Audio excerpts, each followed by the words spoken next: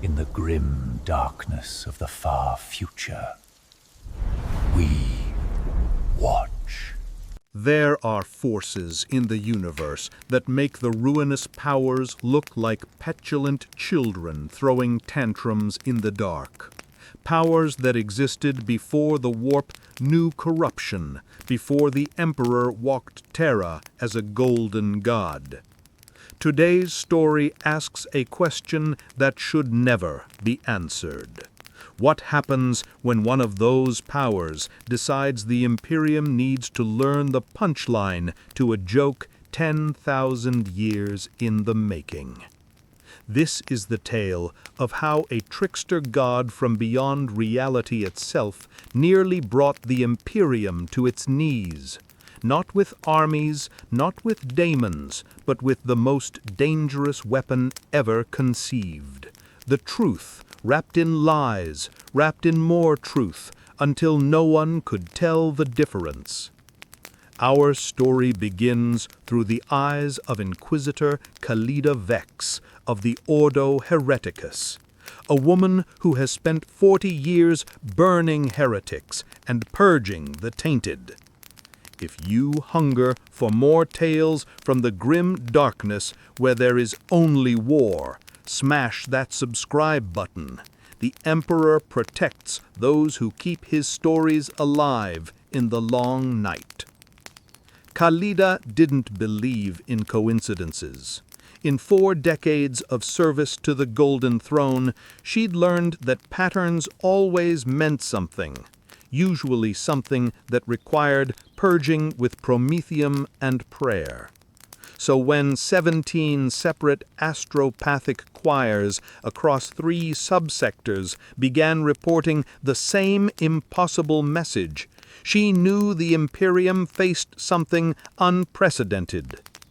The message itself seemed innocuous at first.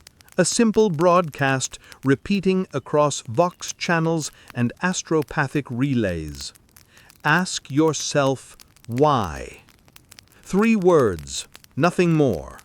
No chaos corruption detected in the transmission.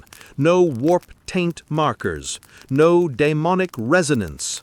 Just 3 words that somehow bypassed every security protocol the Mechanicus had spent millennia perfecting.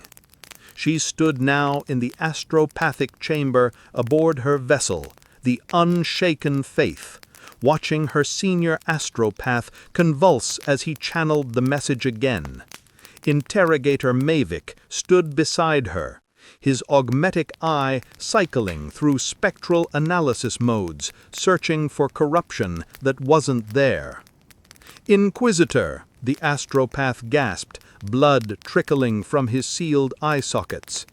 It's not chaos. I've touched the warp for 30 years. I know its taste. This is something else, something that exists beside the warp, not within it.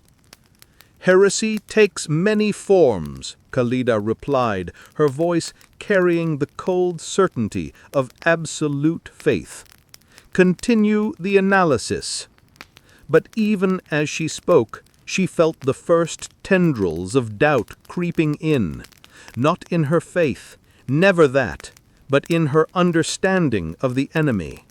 The message had begun appearing 3 weeks ago, simultaneously across multiple systems. Impossible without warp travel or astropathic relay. Yet here it was, manifesting like a virus in the Imperium's communications infrastructure. What made it worse were the follow-up messages. They came in different forms, carved in the hull of a merchant vessel found drifting near the Mandeville Point, written in the condensation on 1,000,000 windows across Hive World Dracovar Prime, spoken by servitors who shouldn't have the capacity for independent speech. Ask yourself why the Emperor sits silent on his throne. Ask yourself why 10,000 souls must die every day to keep one alive. That last message triggered Khalida's direct involvement. Questions like that didn't just undermine faith, they weaponized it, turning the Imperium's greatest strength into a psychological blade pressed against its own throat. "Movement detected, Inquisitor," Mavic reported, his augmetic implants clicking as he processed data from the ship's Auspex array. "Unknown contact just translated into real space, 3 astronomical units out. Ship classification, negative. Auspex returns are contradictory." Khalida moved to the command throne, her hand instinctively finding the Rosarius at her throat. The golden Aquila felt warm, almost alive, responding to her faith.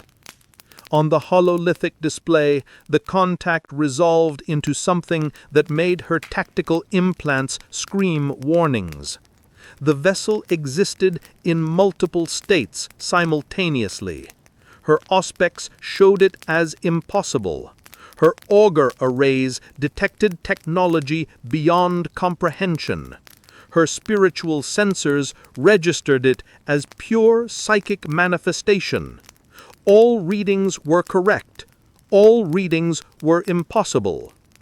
"Launch auger drones," she commanded, "and summon Lex Mechanic Thoros.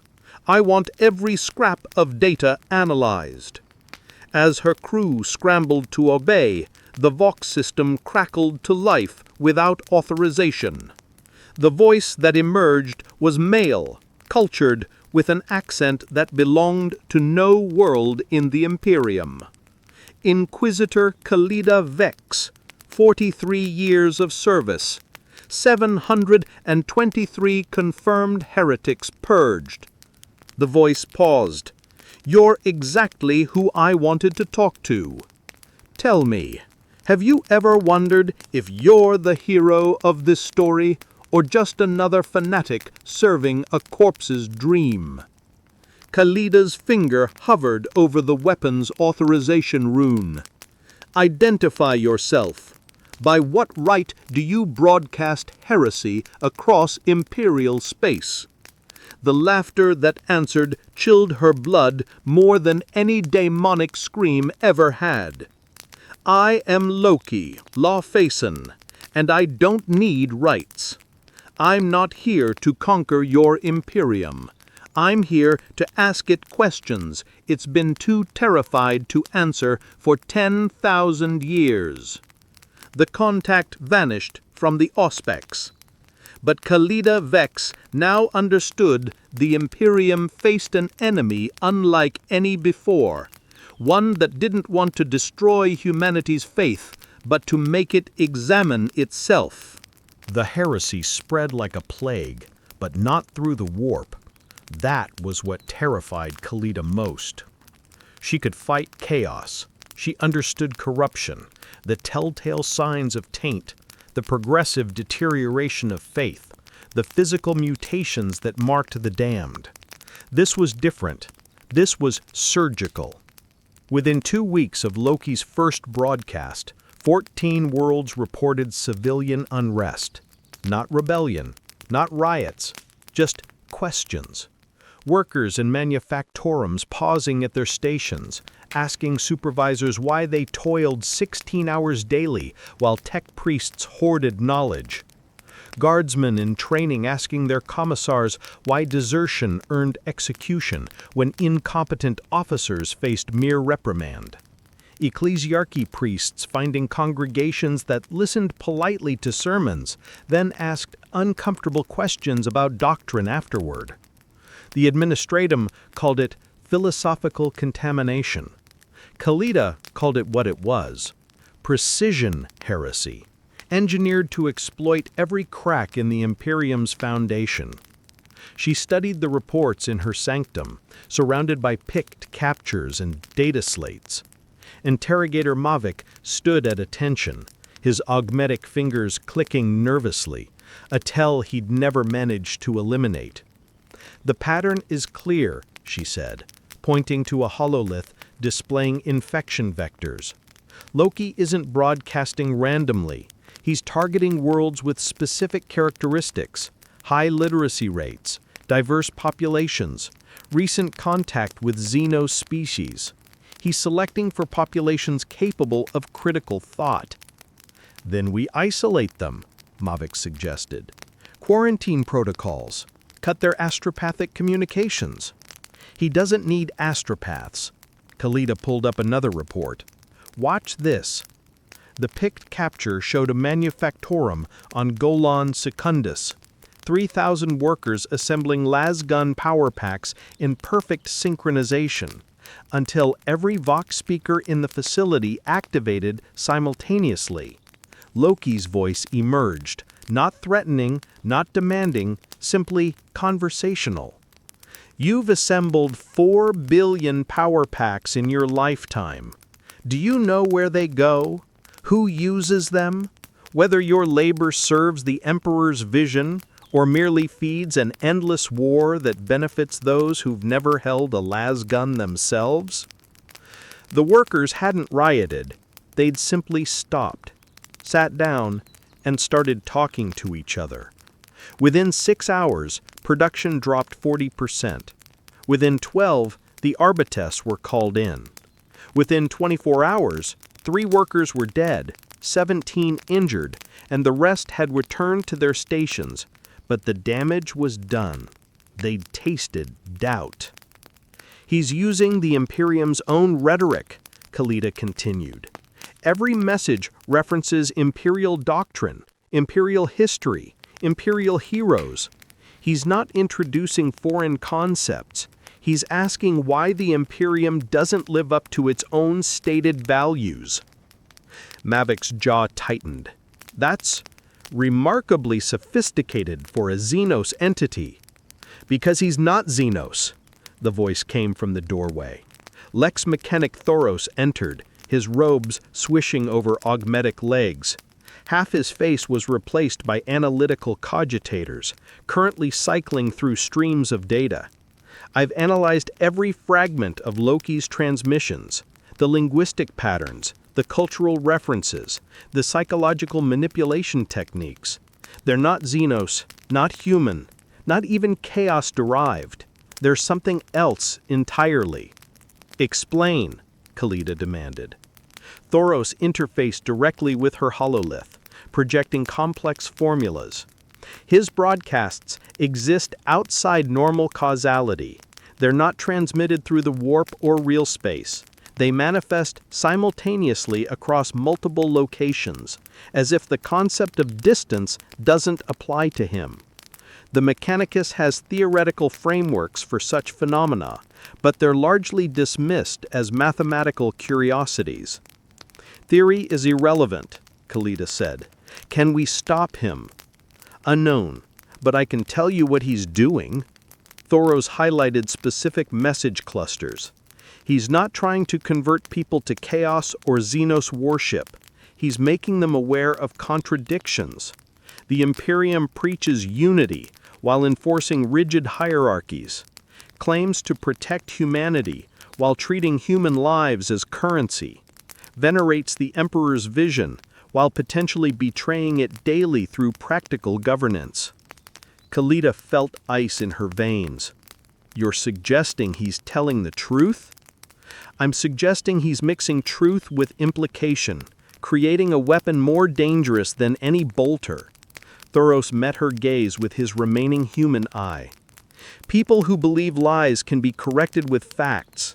People who see uncomfortable truths can only be corrected with violence, and violence proves his point.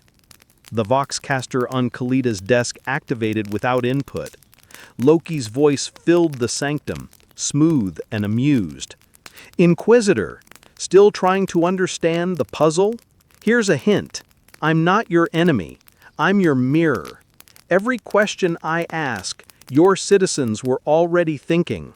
I'm just giving them permission to speak aloud. He paused. 3 more worlds fell to philosophical contamination today. How many will you burn before you realize fire only proves you fear the questions? The transmission ended. Khalida stood motionless, her mind racing through tactical scenarios. Every option ended in catastrophe. Quarantine proved his accusations of oppression. Violence confirmed fears of tyranny. Ignoring him allowed the heresy to spread. "Mavic," she said quietly, "prepare my personal Aquila Lander. If Loki wants to talk, I'll give him exactly what he's asking for. A true believer willing to answer every question with the Emperor's fire." But even as she spoke, a small voice in her mind whispered the most terrifying thought. What if his questions don't have good answers? The Ordo Malleus responded within 48 hours of Kalida's request for support. When Inquisitors asked for help hunting demons or sorcerers, the Imperium listened. What arrived was not what she expected. Grey Knight brother Captain Arvin materialized aboard the Unshaken Faith via teleportarium, his Terminator armor inscribed with enough protective wards to make a demon prince hesitate. Behind him came Inquisitor Lord Eisenhorn's successor, Ramus Cole, a man whose reputation for hunting the unpredictable made Kalida's work look gentle. "Your report suggests this entity is neither Chaos nor Xenos," Cole said without preamble, his servo skull circling his head like a mechanical halo. "That presents theological complications." "It presents an immediate threat," Kalida countered. 27 worlds now report widespread civil disobedience, not rebellion, just populations refusing to accept orders without explanation. The entire command structure is compromised. Arvin's voice rumbled through his helm's vox grill. "I have walked the warp. I have faced the Neverborn in their own realm. This Loki registers on none of my psychic senses. He is not of the warp, yet he is not entirely of real space either." "Then what is he?" Mavic asked. "A test," Cole said simply. "Perhaps the Emperor's test of our faith. Perhaps something older, testing the Imperium's worthiness. Either way, we end it." Kalida pulled up Loki's last known coordinates, a debris field in the Arrakis system, a dead zone between inhabited worlds. He's been stationary for 6 hours, first time he stayed in one location. Either he's distracted or... "It's a trap," Arvin finished. "Obviously. We go anyway." The logic was sound. Kalida had spent 4 decades hunting enemies who hid in shadows. Loki wasn't hiding, he was performing. That meant ego, and ego meant exploitable weakness. 3 hours later, Kalida's strike team approached the coordinates in a gun cutter, flanked by 2 Fury interceptors. The debris field stretched before them, remnants of a space battle from the Horus Heresy, twisted metal and frozen corpses drifting in eternal orbit. At the center floated Loki's impossible vessel. Up close, it was even more contradictory. Her aspects showed wooden planks that shouldn't exist in vacuum. Energy readings suggested technology that violated thermodynamic laws, and standing on its deck, clearly visible despite the void, was a figure in green and gold. Loki waved. "This is Inquisitor Kalida Vex of the Ordo Hereticus. You will surrender yourself for interrogation or be destroyed." The response came not through Vox, but directly into her mind, and judging by the others' reactions, into theirs as well. "Interrogation, wonderful. I love interrogations. Let's start with you, Inquisitor. Question 1.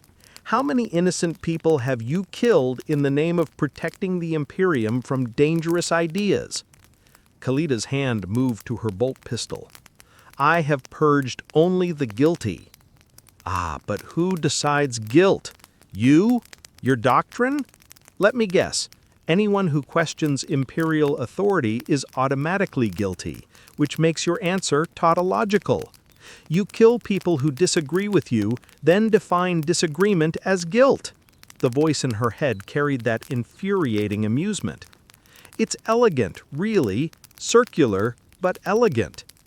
Enough philosophy, Arben said, his force weapon ignited with psychic fire. Face us directly, deceiver.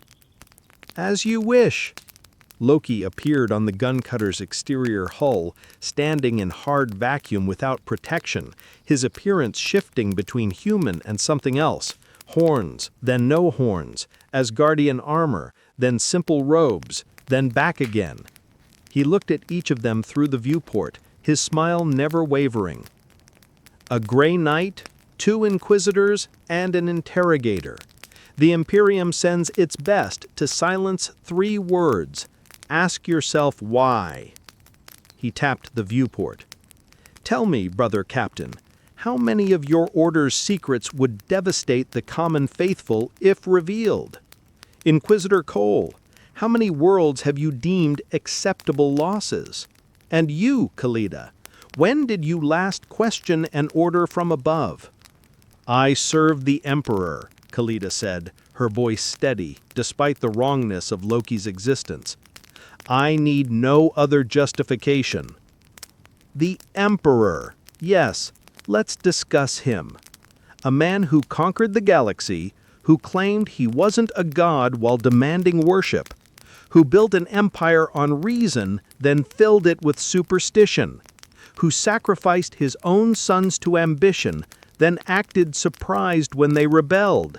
Tell me, does that sound like divine wisdom, or just another tyrant making the usual mistakes?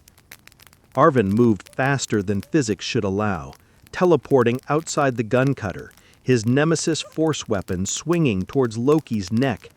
The blade passed through empty air. Loki stood behind him, expression pitying. You can't kill what you don't understand, Grey Knight. And you've all stopped trying to understand anything millennia ago. The trap sprung then, not against them, but around them, as every Vox channel across 3 systems broadcast this confrontation. Millions watched. The Imperium's finest tried to murder someone for asking questions. The realization hit Khalida like a thunderhawk crash.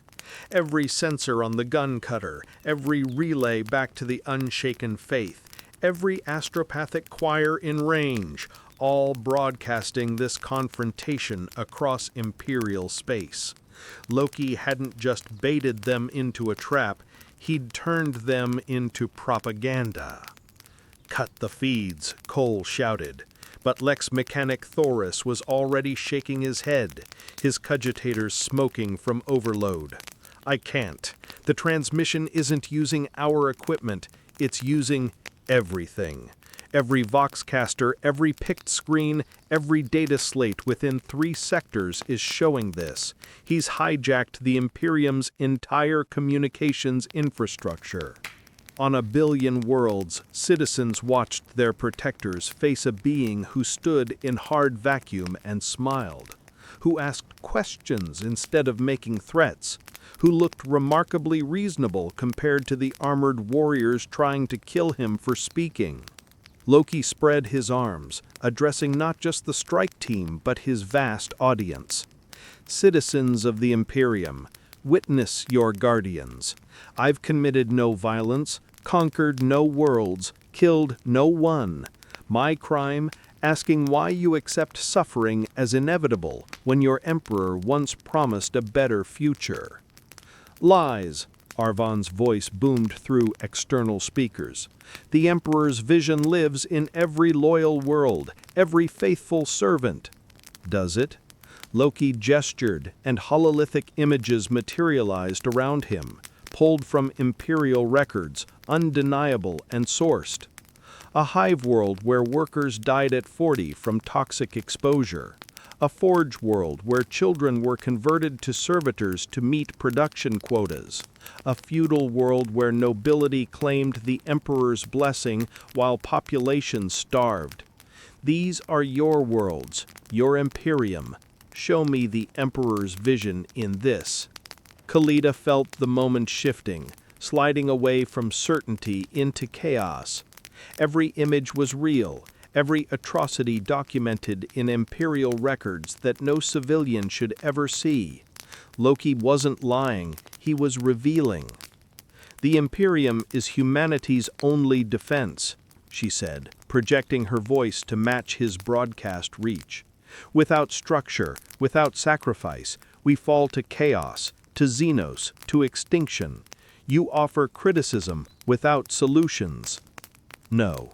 Loki's expression shifted to something approaching respect. "Finally, a worthy argument. You're right, Inquisitor. The Imperium does protect humanity. But here's my question. Protect them for what? To suffer endlessly? To live brutal, short lives in service to a corpse god who can't even speak? What future are you protecting when the present is hell?" "The Emperor protects," Khalida responded, her faith a fortress against his words. "We endure because he endures. Our suffering has meaning because he gives it meaning. Meaning he can't communicate because he's functionally dead." Loki's words cut like monomolecular wire. "You worship a vegetative god and call it faith. You sacrifice billions to sustain one life and call it necessary. You've built an empire on suffering and called it holy." Brother Captain Arvon charged again, this time channeling the full might of his psychic power. Warp energy coalesced around his weapon, enough to banish a greater demon. The strike should have atomized Loki. Instead, the trickster caught the blade between his palms. Frost spread from the point of contact, freezing the psychic fire, nullifying it with something that wasn't warp power but existed in opposition to it. "You see," Loki said, addressing the billions watching, "violence, always violence. Because if they stop hitting things long enough to think, they might realize their entire civilization is a monument to failure." Cole stepped forward, his ancient plasma pistol aimed at Loki's head. "Your nature is revealed. You're not chaos, not Xenos. You're something that predates the Imperium's understanding. An entity from a reality with different physical laws, different metaphysics. You don't belong here." Finally, someone using their brain. Loki released Arvon's weapon, and the Grey Knight stumbled back. "You're partially correct, Inquisitor.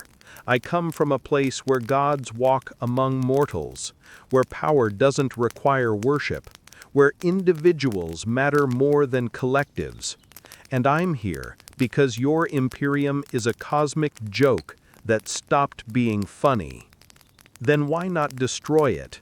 If we're so abhorrent, why this theater?"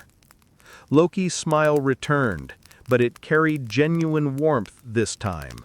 "Because I don't want to destroy you. I want you to save yourselves. Every question I've asked, every doubt I've seeded, they're not foreign concepts. They're thoughts your own people have been thinking for 10,000 years, too terrified to speak them out loud. I'm not corrupting your Imperium, Inquisitor. I'm holding up a mirror." The broadcast cut, suddenly. Not from Loki's end, but from something else.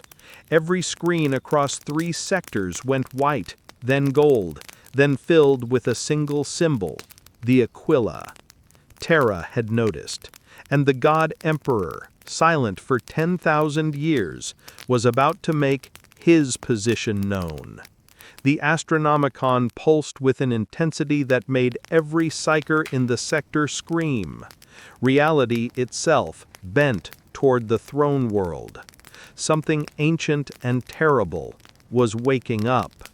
The Astronomicon had burned steadily for 10,000 years, a lighthouse in the warp guiding humanity through the storm. What happened next was not guidance, it was wrath. Khalida felt it first, her rosarius burning against her skin, the golden Aquila glowing white-hot with power that shouldn't exist outside the Imperial Palace. Every psyker in the sector convulsed simultaneously. Astropaths died at their stations, their final screams echoing across the warp. "He sees! He judges! He acts!" Brother Captain Arvin fell to one knee, his psychic defenses crumbling before something infinitely greater. The Emperor! He's manifesting his will directly! Impossible! The Golden Throne doesn't allow! Reality tore. Not like a warp rift, with its screaming chaos and demonic laughter. This was surgical, precise, a hole cut in the universe by a being who understood the fundamental code of existence. Through it came not the Emperor himself, but his avatar, pure golden light given terrible purpose. Loki stopped smiling. The light coalesced into a figure, vaguely humanoid, impossibly vast, its presence pressing down on reality like a titan's boot. When it spoke, the words bypassed language entirely, imprinting meaning directly into consciousness. Entity, you have questioned my Imperium. You have sown doubt among my faithful.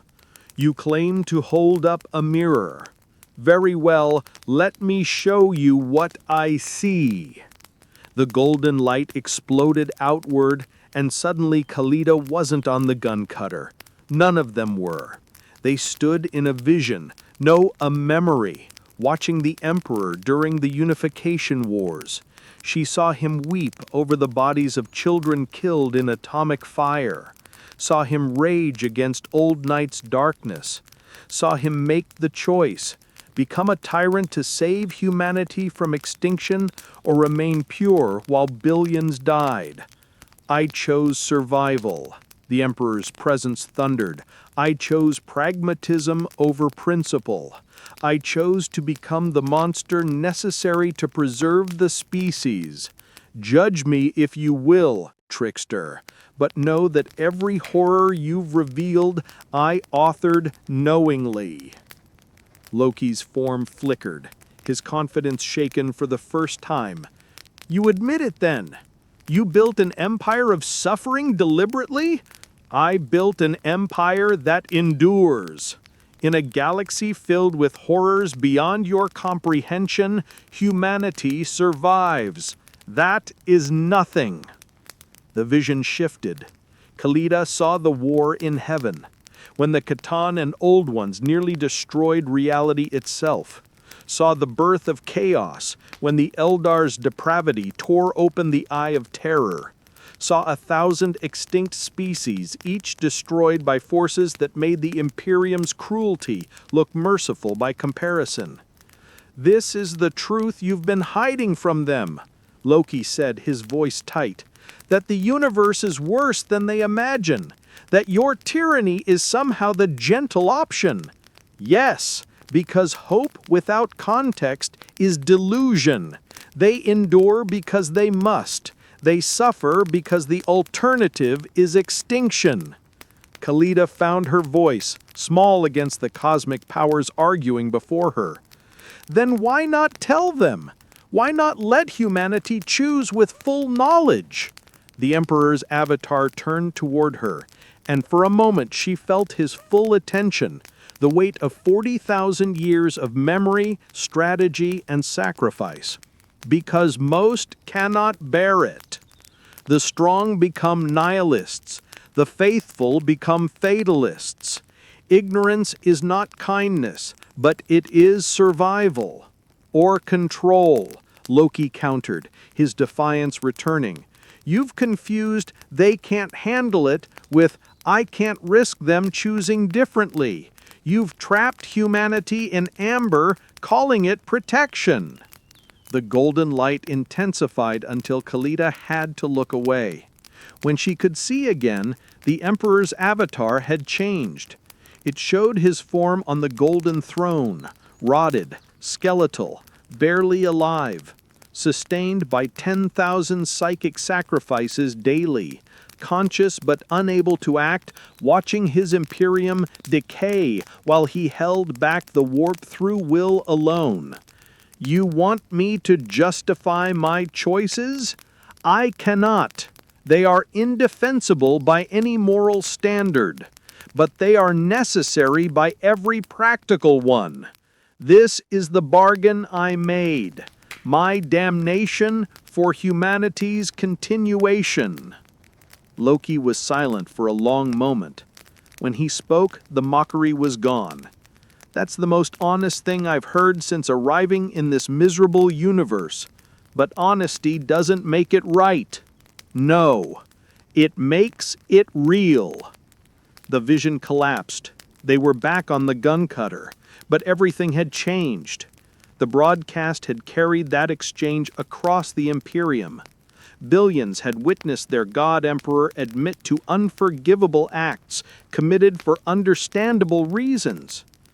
Loki looked at Khalida, and she saw something unexpected in his eyes. Respect. Your Emperor and I disagree on methods, Inquisitor, but we agree on one thing. Humanity deserves better than this. The question is whether you'll fight for better or just defend what is. He vanished, truly gone this time. The Emperor's presence withdrew, leaving only exhausted silence. Khalida stood motionless, her faith intact but transformed. She still believed, but now she believed with eyes open. The Imperium did not fall.